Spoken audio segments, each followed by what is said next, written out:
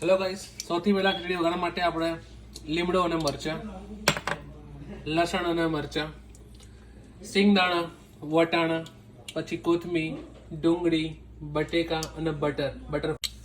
ચલો આ અજમો આવી ગયો છે. સૌથી પહેલા આપણે મરચાં અને સૂકો મેવાનો લઈશું. આપણે મેવો નહીં, મસાલો.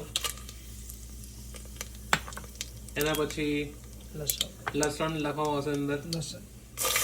દેખી લો ગાઈસ, જ્યાં સુધી સ્મેલ સારી ના આવે ત્યાં સુધી તમારે એને લગા દેવાનું. આ દેખો, મને હવે સારી સ્મેલ આવી રહી છે.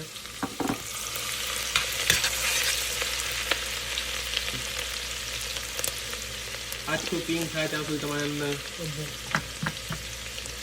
પછી થોડું હળદર નાખી દો. પાછું એને તમે સ્ટીર કરો. હવે આપણે શાક કરીશું વટાણા નાખવાનું. વટાણા અને ગાજર. આપણે વટાણા અને ગાજર નાખી દીધા છે. હવે વેઇટ કરીશું બટેકા માટે. થોડું પહેલાં મિક્સ થવા દઈશું.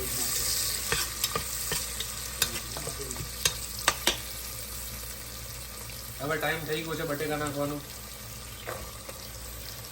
થોડું ઓનિયન બી નાખી દઈશું આપણે હવે બધું મિક્સ કરવા માટે. ઓનિયન બી ગયું છે. ખીચડીમાં ખીચડીની પણ મસાલો વધારે આવશે.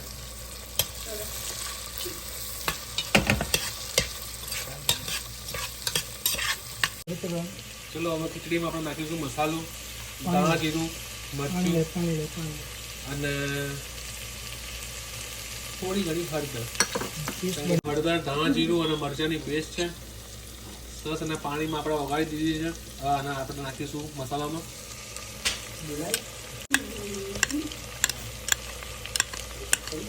થોડો ટેસ્ટ સારો આવે એટલા માટે પાછું આપણે મિક્સિંગ કરીશું.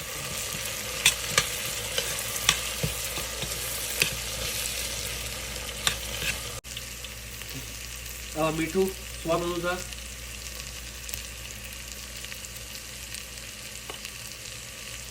આ દેખો, મસાલો એકદમ સરસ થઈ ગયો તૈયાર. હવે આપણે નાખીશું ખીચડીનું મિક્સર અને પછી નાખીશું પાણી. પહેલાં સારી રીતે મિક્સ કરીશું આપણે એને.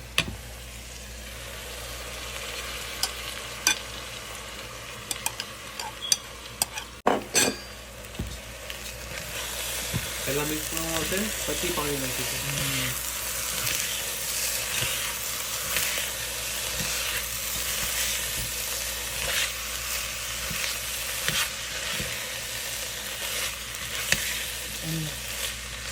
માપ અનુસાર પાણી નાખવામાં આવશે. હવે આ દેખો, થોડું પાણી નાખી દીધું છે, પણ થોડું હજી એક્સ્ટ્રા નાખવું પડશે.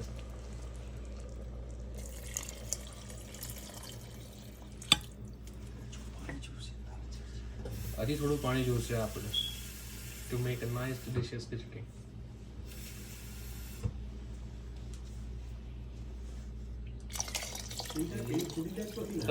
ગાઈઝ, હવે થોડો અમે ટાઈમ લઈએ છીએ ખીચડી ચડવા માટેનો.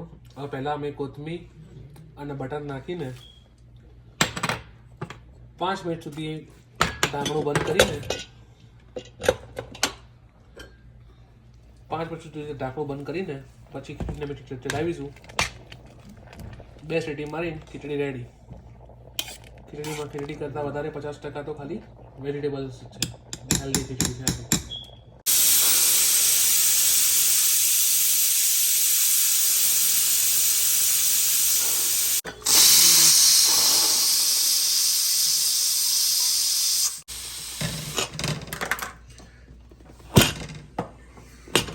ચલો ગાઈસ, ખીચડી રેડી થઈ ગઈ છે. એકદમ ઢીલી મસાલેદાર ખીચડી રેડી.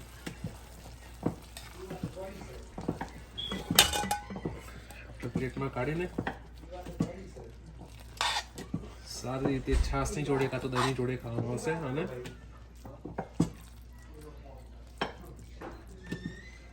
રેડી. Enjoy guys.